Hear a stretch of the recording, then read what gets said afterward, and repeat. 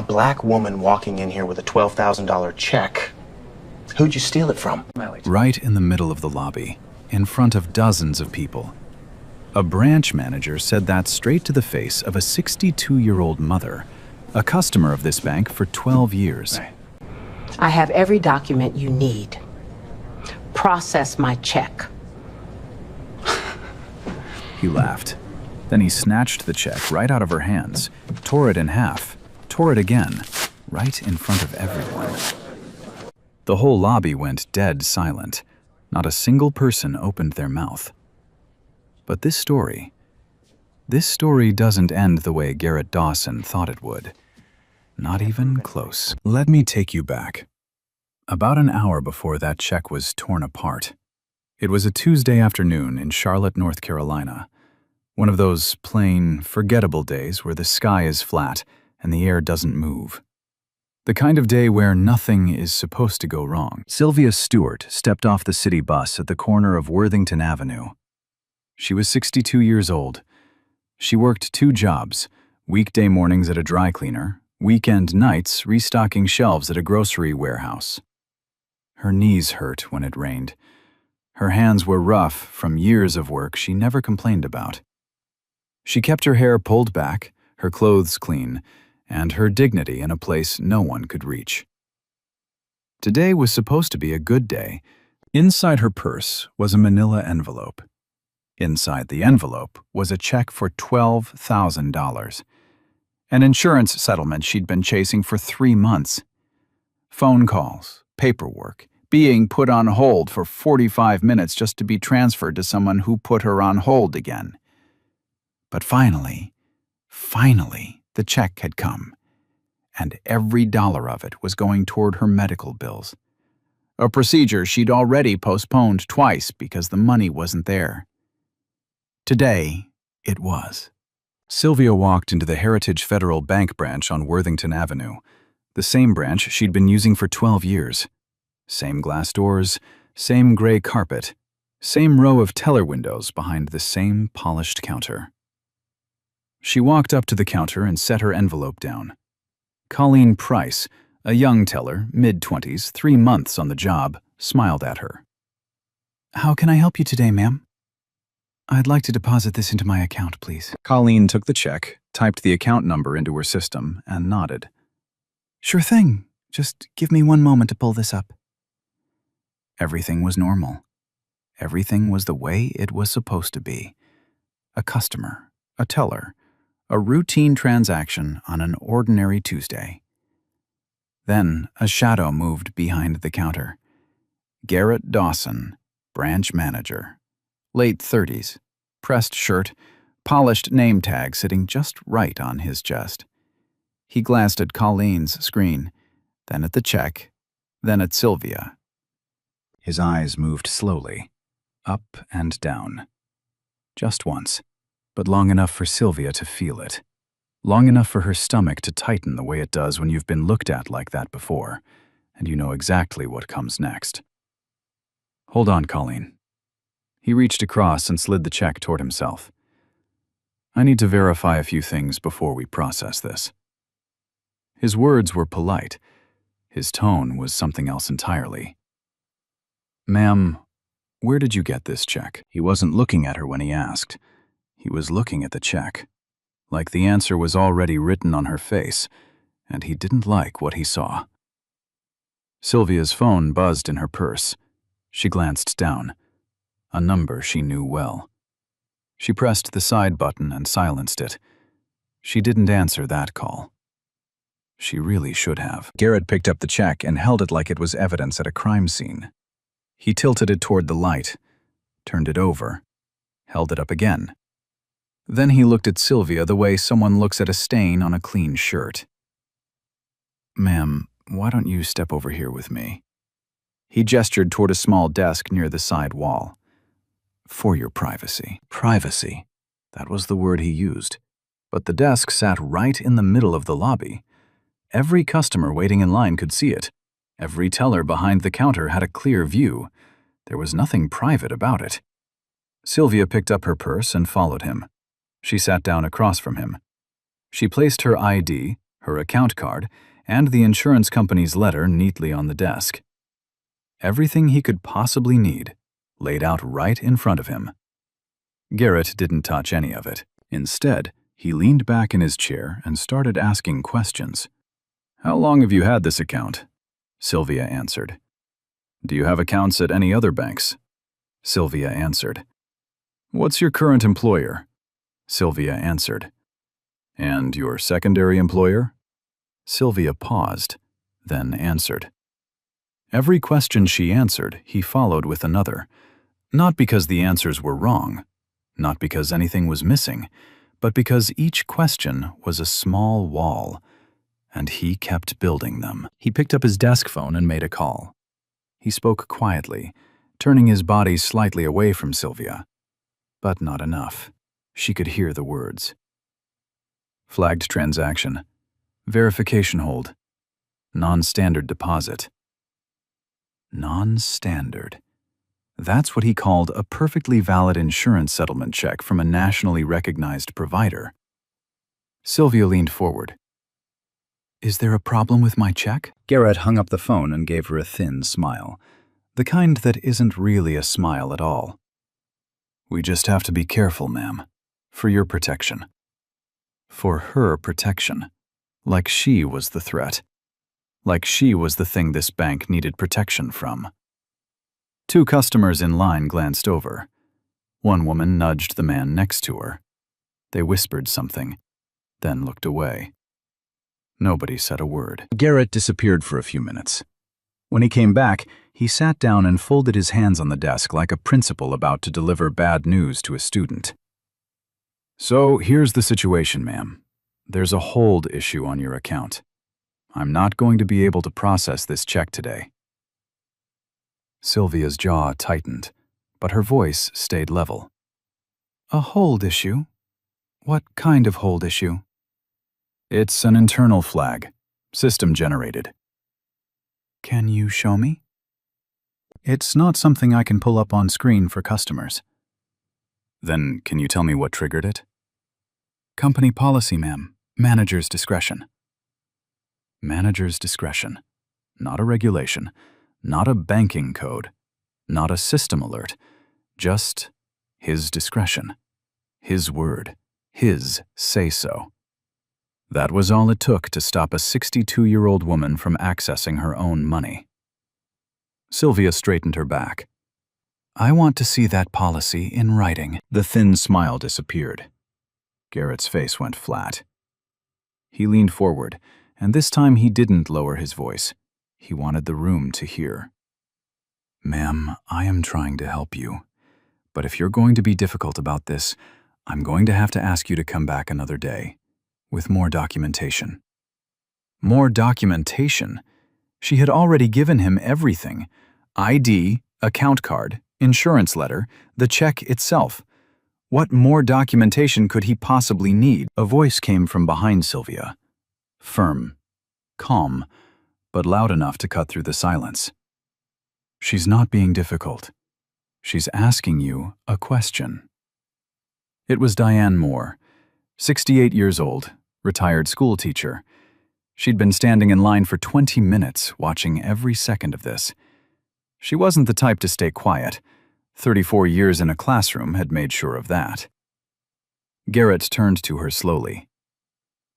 "Ma'am, this doesn't concern you. Please wait your turn. It concerns me because I'm standing right here watching it happen.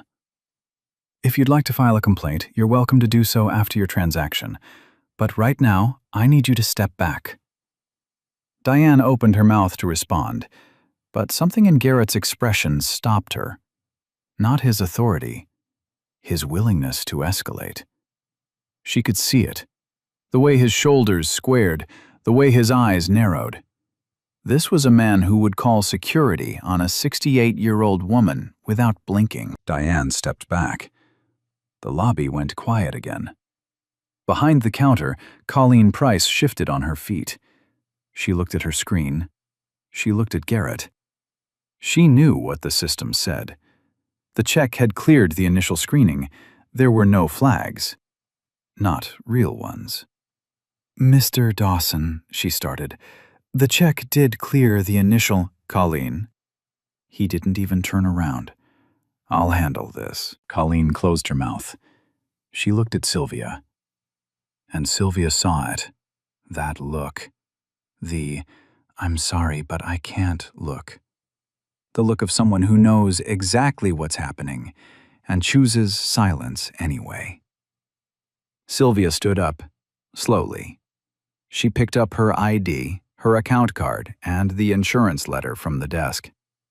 She placed them back in her purse, one by one.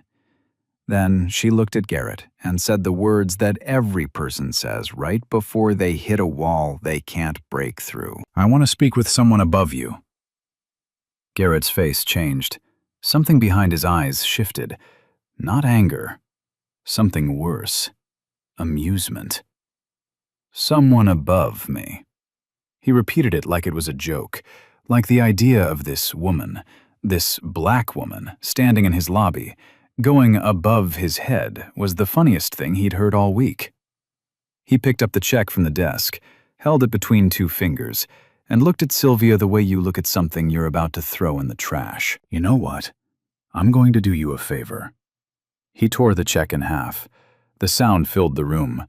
Paper splitting apart, clean and sharp. Then he tore it again, 4 pieces.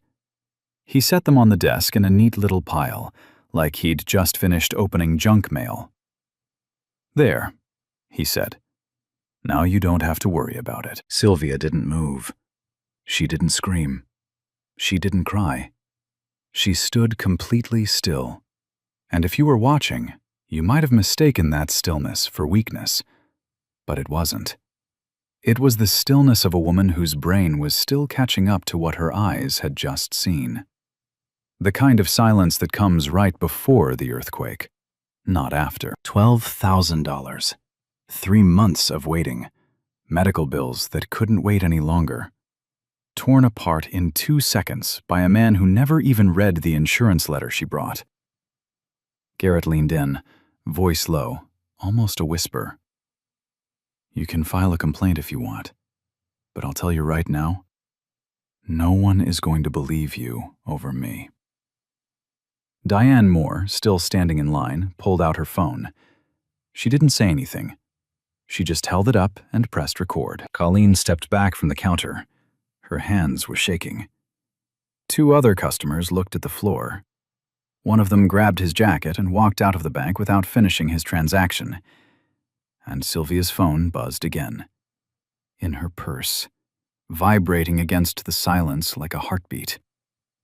That phone had been ringing all afternoon, and the person on the other end? They weren't calling to chat. Sylvia stood there for a long moment, staring at the 4 torn pieces of her check sitting on Garrett's desk. $12,000 reduced to confetti. 3 months of phone calls, paperwork, and waiting. Gone in 2 seconds. She took a breath, then another. Then she spoke. I want to file a formal complaint.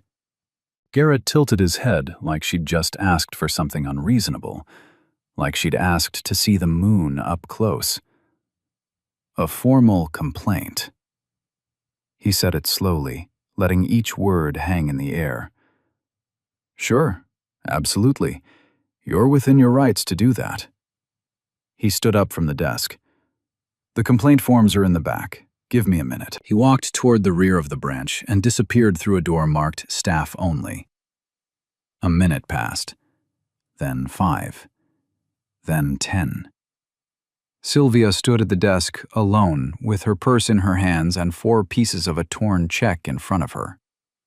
Every second that passed was designed to do one thing: make her leave. Make her feel like the complaint wasn't worth the wait. Make her feel small enough to walk out that door and never come back. But Sylvia Stewart didn't leave. She stood there, back straight, eyes forward, waiting. When the staff door finally opened, Garrett walked out. But he wasn't carrying any forms. He was carrying something much worse. A security guard. The guard was a tall man in a dark uniform, His name tag read Douglas. He was black, and he looked like he already knew this wasn't going to feel right. Garrett walked up to Sylvia with the guard beside him. He didn't sit down this time. He stayed standing, above her, looking down. "Ma'am, I've been more than patient with you today, but at this point, you're creating a disturbance in my branch. I'm going to have to ask you to leave." Sylvia looked at the security guard, then back at Garrett. "A disturbance? I've been standing here quietly for the past 10 minutes waiting for a complaint form. That's a disturbance?" "You're making other customers uncomfortable." Sylvia glanced around the lobby. The customers who were left weren't looking at her.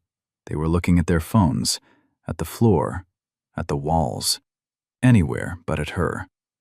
Not because she was making them uncomfortable, because he was, and they knew it. "If you don't leave voluntarily," Garrett continued, "I will call the police, and I don't think either of us wants that." There it was, the final card, the one that always gets played when nothing else works. Not policy, not procedure, not manager's discretion, just the raw, naked threat of law enforcement, aimed at a woman whose only crime was asking a bank to deposit her own check. Sylvia turned to the counter. She looked directly at Colleen Price, the one person in this building who had tried, even for a second, to say the right thing. "You saw what he did," Sylvia said. Her voice was steady, not angry, just clear. "You saw him tear up my check. You know it cleared your system. Are you going to say something?" Colleen's eyes were red, her lips pressed together. She looked at Garrett, who was watching her with the kind of look that said, "Choose your next words very carefully." Then Colleen looked at the floor. I'm sorry, ma'am." Sorry. That was all she had.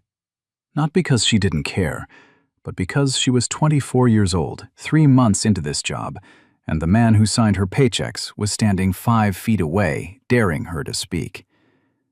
Sylvia nodded, not in agreement, in understanding. She understood exactly what kind of room she was standing in. A room where doing the right thing costs more than staying silent. A room where everyone could see the fire, but nobody was willing to pull the alarm. Garrett turned to the security guard. "Douglas, please escort this woman out." Douglas didn't move right away. He looked at Sylvia. He looked at Garrett. Something passed across his face. The kind of conflict you can see but can't name. The pull between a paycheck and a conscience. "Sir," Douglas said quietly, "she hasn't done anything." Garrett's nostrils flared. "Excuse me?" "She's just standing here, sir. She hasn't raised her voice. She hasn't threatened anyone. She's just—" "Do your job." Garrett's voice dropped low and hard. "Or I will find someone who will. Are we clear?" Douglas swallowed. He turned to Sylvia. "Ma'am, I'm sorry.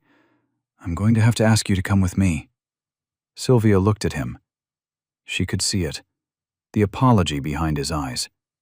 The "I know this is wrong, but I can't afford to lose this job" look. She'd seen that look on a lot of faces today. She picked up her purse. She straightened her coat.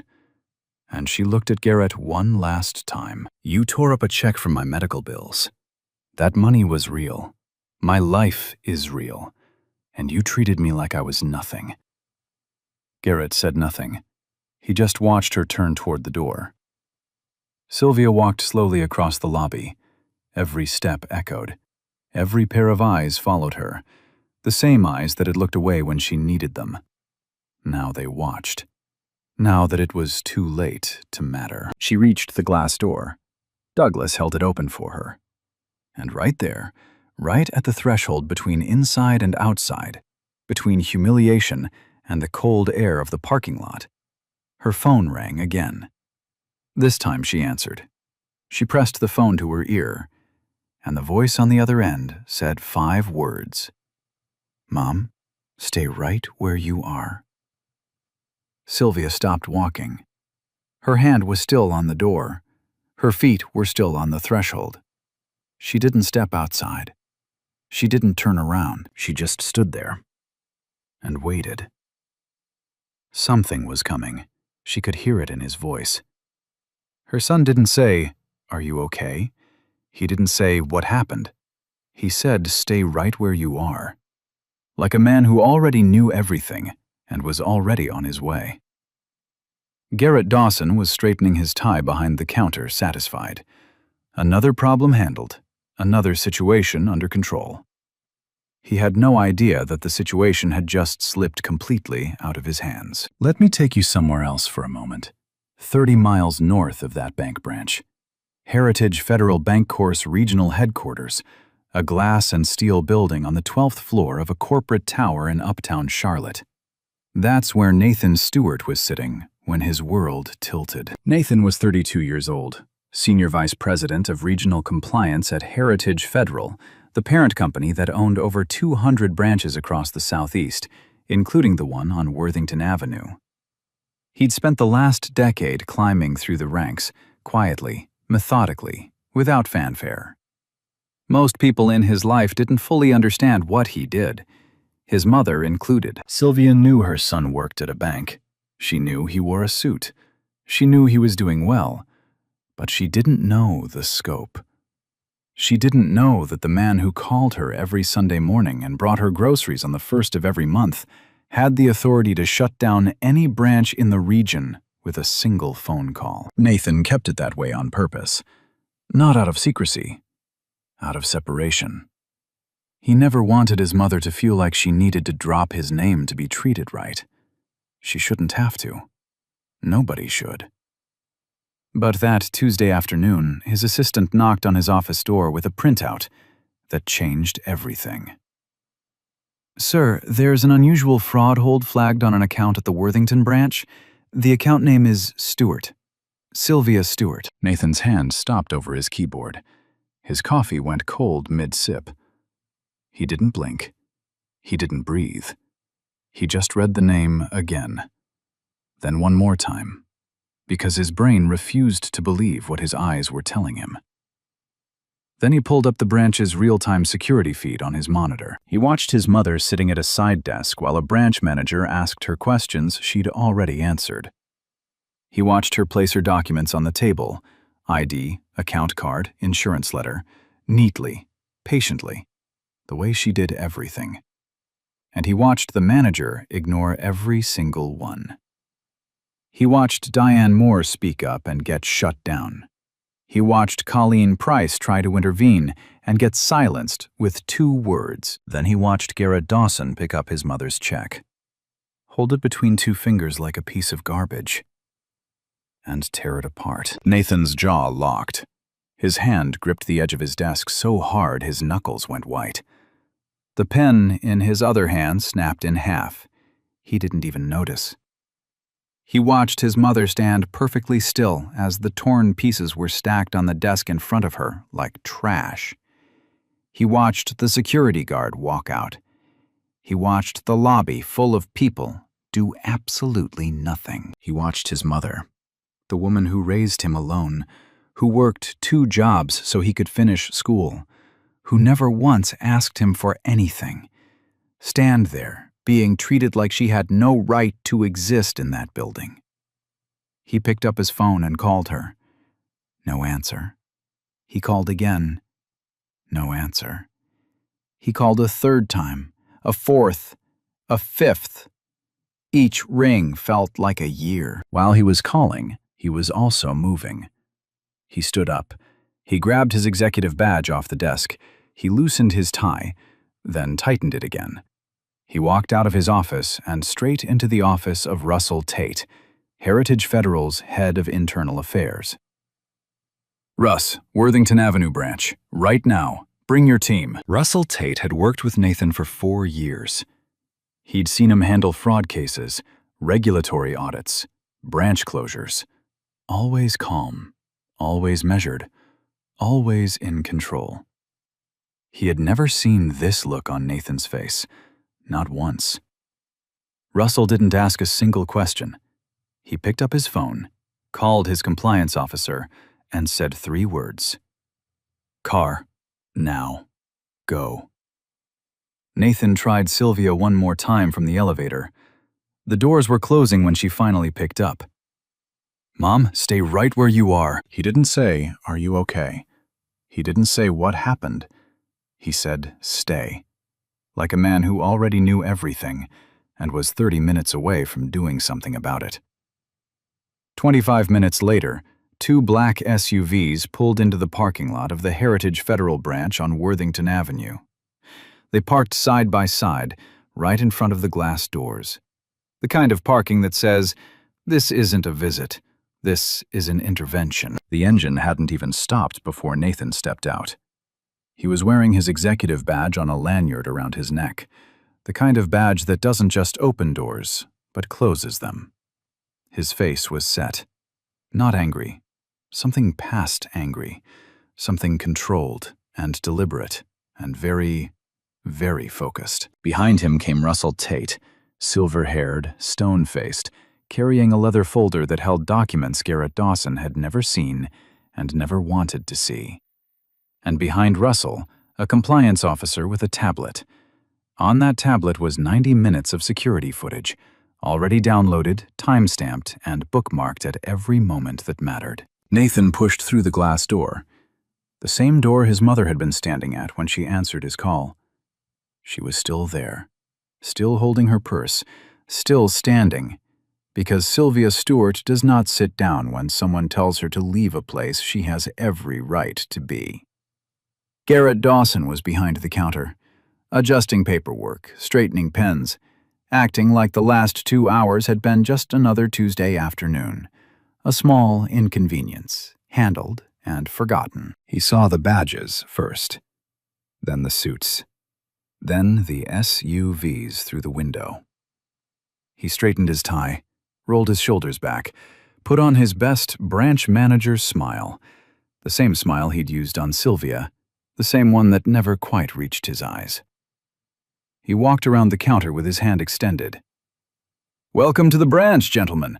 I'm Garrett Dawson, branch manager. How can I help?" Nathan walked right past him. He didn't shake his hand. He didn't slow down. He didn't even glance in his direction. He walked straight across the lobby, past the side desk, past the teller counter, past every silent face that had watched his mother be humiliated, and stopped in front of Sylvia. "Mom," his voice cracked, just barely, just for half a second, in a place only she could hear. "Are you okay?" Sylvia looked at her son. She didn't say anything at first. She just reached out and straightened his badge, the way she used to straighten his collar before school. Then she nodded, the kind of nod that holds back 12 years of moments like this one. Garrett's hand was still extended, hanging in the air. His smile was dissolving in real time, sliding off his face like something melting. The color left his cheeks. His arm dropped to his side. Every person in that lobby was watching. The same people who had looked at the floor 10 minutes ago. Now their eyes were locked on the Heritage Federal Executive badge hanging from Nathan's neck, and on the woman he'd just called Mom. "Wait," Garrett said. His voice came out thin, almost childlike. You're... Nathan turned around. "My name is Nathan Stewart, Senior Vice President of Regional Compliance, Heritage Federal Bank Corp." He said it once. Calm, clear, the way you state a fact that doesn't need repetition. "I have reviewed the security footage from this branch over the past 2 hours. Every second of it." He took one step toward Garrett. Not aggressive, not theatrical, just close enough that Garrett had to tilt his chin up to meet his eyes. "I'm going to ask you one question, Mr. Dawson, and I want you to think very carefully before you answer." The lobby was silent. But this wasn't the silence from before, the cowardly kind, the kind where people pretend not to see. This was a different silence, the kind where every single person is holding their breath because they can feel something massive about to land. On what policy, code, or regulation did you base your decision to physically destroy a customer's endorsed check? Garrett's mouth opened, then closed, then opened again, like a man drowning in 3 feet of water. Sir, there were irregularities with the deposit. The account showed... The check was issued by a nationally recognized insurance provider. It cleared pre-screening. The account has been active for 12 years with no flags, no overdrafts, and no prior holds. Nathan paused. Let every word land. So I'll ask you again. Garrett had nothing. No policy, no code, no regulation. Because there was none. There never was. The only basis for what he did was standing right in front of him, and it had nothing to do with banking. Russell Tate stepped forward. He opened his leather folder and laid a single document on the counter. His voice carried the weight of a man who had done this before and never enjoyed it. Mr. Dawson. Effective immediately, this branch is under an internal compliance review. All transactions are suspended. Your system access credentials have been revoked as of... He checked his watch. 3:41 p.m. You are being placed on administrative suspension, pending a full investigation into your conduct. This investigation will include a review of your treatment of customers over the past 24 months. Garrett's mouth moved, but no sound came out.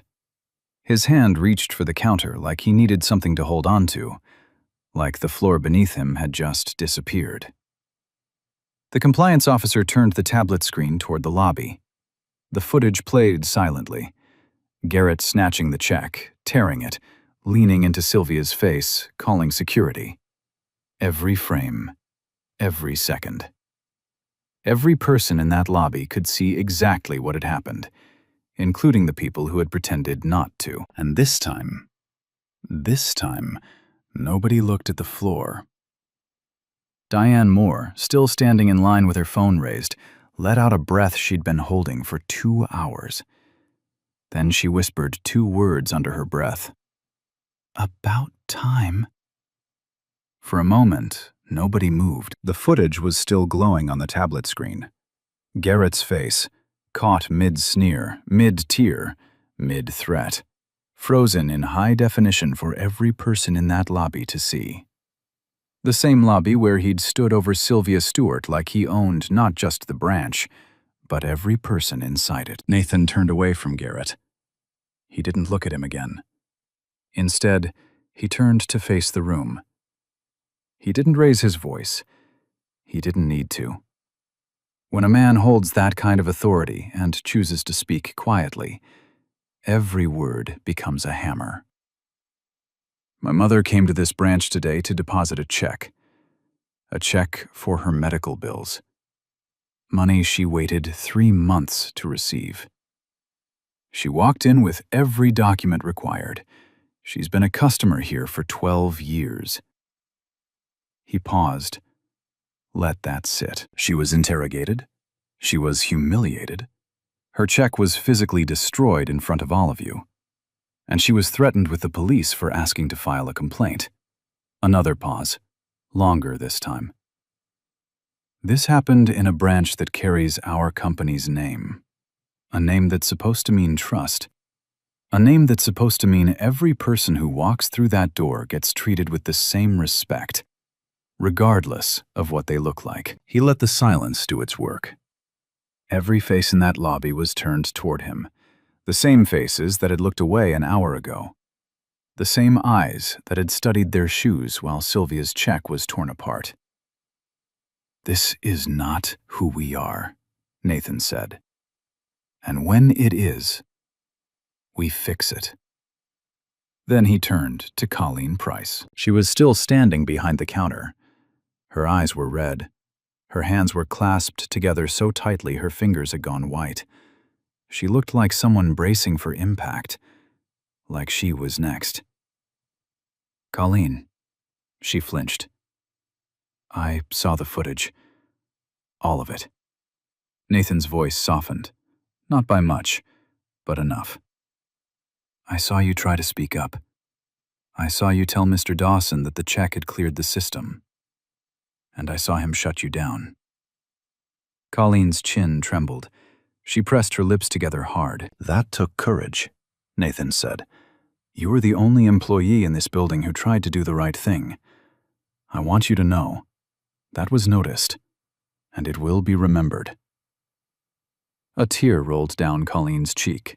She wiped it fast, like she was embarrassed. But she wasn't the one who should be embarrassed today. Nathan placed both hands on the counter.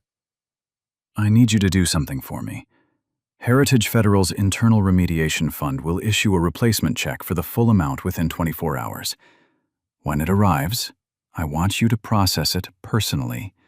No holds, no flags, no delays. Can you do that? Colleen nodded. Yes, sir.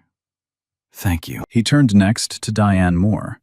She was still standing in line, still holding her phone up, still recording. She hadn't moved from that spot since the moment Garrett tore the check. 34 years of teaching had taught her one thing above all else. When something wrong is happening, you document it. Ma'am, Nathan said. Thank you for recording what happened today. That footage, along with ours, will be part of the formal investigation. Would you be willing to provide a written statement? Diane lowered her phone. She looked at Nathan, then at Sylvia, then back at Nathan. Gladly, she said. I've been waiting for someone to ask. A sound rippled through the lobby. Not applause, not words, just a shift. The collective exhale of a room full of people who had been holding their breath for the last 2 hours.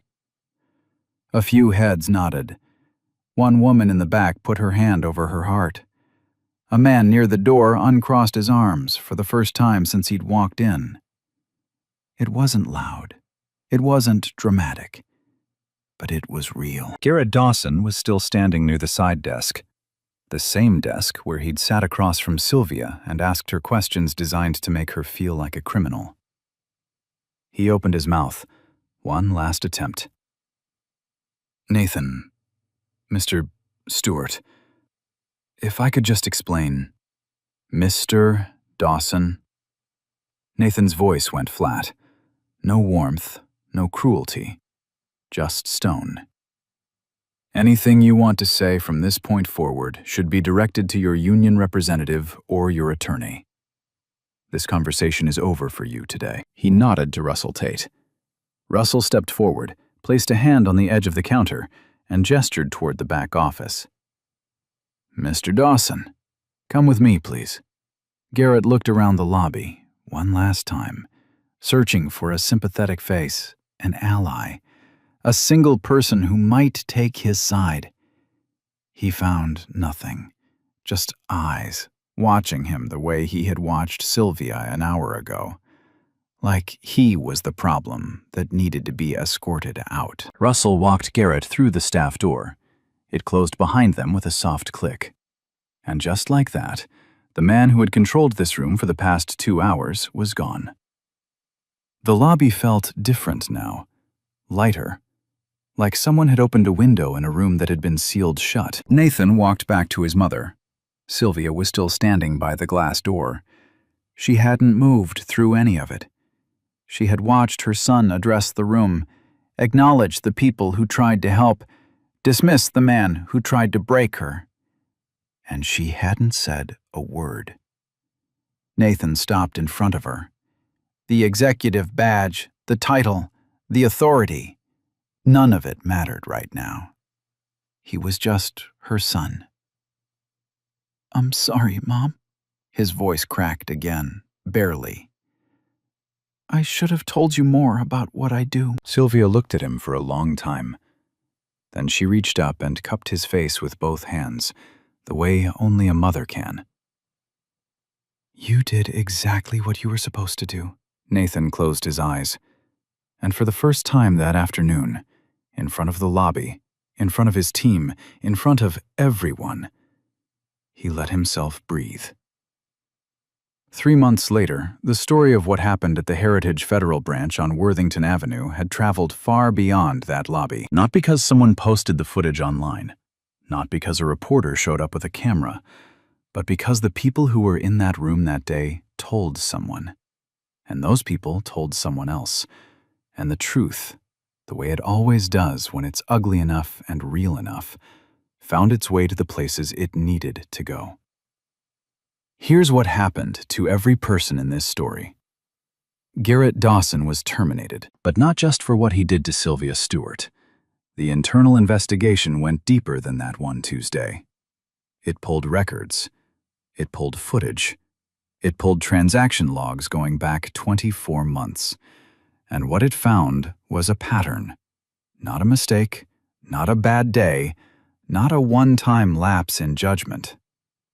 A pattern. Over the past 18 months, Garrett had placed verification holds on accounts belonging to minority customers at 3 times the rate of white customers with identical account histories.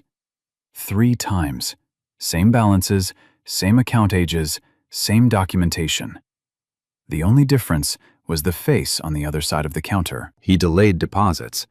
He requested unnecessary documentation. He made phone calls to verify checks that had already cleared the system. And in 4 separate cases, 4, he had pressured minority customers into leaving the branch without completing their transactions. Sylvia wasn't the first. She was just the one whose son happened to sit on the 12th floor. Heritage Federal reported Garrett's conduct to the banking industry's federal regulatory body. His branch management license was suspended. His name was entered into the system, meaning any financial institution that runs a background check will see exactly what he did, when he did it, and why he was removed. But here's the part that stays with me. As a condition of his severance, Heritage Federal offered Garrett enrollment in a restorative justice and anti-bias certification program. 12 months. In person. Facilitated by community leaders and civil rights educators. People who look like the customers he mistreated. People whose stories sound a lot like Sylvia's. Not as punishment, as a path. A door. Whether he walks through it, that's on him. Nobody can carry a man into his own redemption. He has to choose it. And as of today, he hasn't given his answer. Colleen Price was promoted to assistant branch manager. She was 24 years old and 3 months into the job when all of this happened. She tried to speak up. She was shut down. And for weeks after that Tuesday, the guilt sat on her chest like a stone she couldn't move. She replayed the moment over and over. The moment she said, "I'm sorry, ma'am," instead of, "No, this is wrong." But Nathan Stewart made sure the investigation recorded one fact. Colleen Price was the only employee in that building who attempted to intervene. The only one who tried to tell Garrett the check was valid. The only voice in that branch, besides Diane Moore, that pushed back. Even if it was only for a second. Even if it wasn't enough. It was something. And something matters when everyone else gives you nothing. Colleen didn't just accept the promotion. She earned it by building something that didn't exist before. She designed and implemented what Heritage Federal now calls the Witness Protocol, a system where any employee who observes potential discrimination is required and protected to report it. No retaliation, no write-ups, no quiet conversations in the back office. If you see it, you say it. Period. The protocol was reviewed by Heritage Federal's legal team, tested at the Worthington branch, and adopted across the entire Southeast region. The woman who had been too afraid to speak became the person who made sure no one else would ever have to swallow that fear again. Sylvia Stewart received her replacement check within 24 hours. No holds. No flags. No questions. Colleen processed it personally, just as Nathan had asked. Sylvia's medical procedure was scheduled 2 weeks later and completed without complications. She recovered at home, in the same house where she had raised Nathan alone, the same kitchen where she packed his lunches, The same porch where she watched him leave for college with a suitcase and a promise to make her proud. He kept that promise, just not the way either of them expected. Heritage Federal's regional president sent Sylvia a formal written apology, hand-signed, delivered to her door by courier. It didn't undo what happened. Words on paper never do. But it acknowledged it. And sometimes, acknowledgement is the first brick in a longer road. Nathan Stewart recused himself from the investigation the day after the incident. He submitted the entire case to an independent review board and removed his name from every decision that followed. He didn't use his position to get revenge. He didn't leverage his title to punish. He didn't make it personal, even though it was the most personal thing that had ever happened to him. He used his authority for exactly one thing: to make the system work the way it was always supposed to. He didn't flip the table. He fixed it. Heritage Federal Bancorp mandated company-wide reform. Bias awareness training became mandatory across all 216 branches, with annual recertification required for every employee from teller to regional director. The Worthington Avenue branch was temporarily closed, fully restructured, and reopened 60 days later under new management. A dedicated compliance hotline was established, a direct line for customers to report discriminatory treatment straight to the regional office, bypassing branch managers entirely. No gatekeepers, no complaint forms in the back. Just a phone number and a person on the other end who is required to listen. The system didn't just apologize, it changed. Not because it wanted to. Not because it woke up one morning and decided to be better, but because one woman stood her ground when every person in the room expected her to leave. Because one son used his power for the right reasons. And because one moment, one ugly, undeniable moment, forced an institution to look in the mirror and deal with what it saw.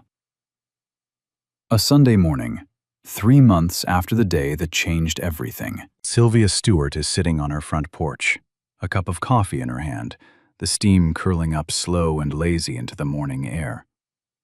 The street is quiet. Birds are doing their thing. The sun is warm on her face, the kind of warm that doesn't ask for anything, just gives. Her phone rings. "Hey, Mom. Hey, baby. You need anything from the store?" "Just you. Come sit with me when you get here." She hangs up, takes a sip, closes her eyes. A normal call. A quiet morning. A life that doesn't need saving anymore, just living. Not long ago, this woman was standing in a bank lobby being told she didn't belong, being told her money wasn't real, being told to get out before the police came. And now she's here. Coffee, sunlight, her son on the way. That's what dignity looks like when it's been taken from you and given back. He tore her check in half, looked her in the eyes, and said, "No one is going to believe you over me." He was wrong, but here's what I keep thinking about. It's not the moment Nathan walked in without badges. It's Sylvia, standing at that loud door, refusing to step outside. Before her son showed up, before anyone came to help, she just would not move. 12 years as a customer, 2 jobs, a check for her medical bills, and a man who saw none of that, because he never looked past her skin. Nathan didn't save his mother that day. Sylvia saved herself. The moment she decided she wasn't leaving, what Nathan does would make sure the system that failed her could never fail someone else the same way. That's the difference between revenge and justice. Revenge flipped the table. Justice fixes it. Only me alone.